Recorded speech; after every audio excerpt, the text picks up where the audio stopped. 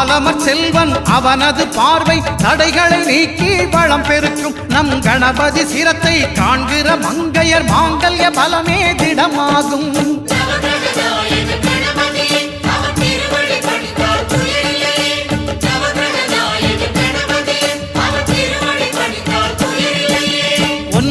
கோளும் ஒன்றாய் காண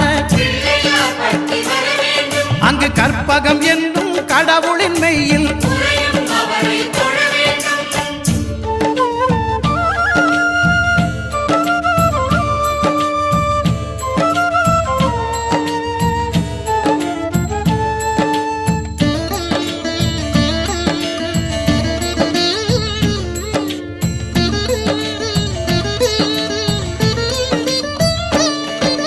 சுக்கிரன் பார்வை படுதல் வேண்டின்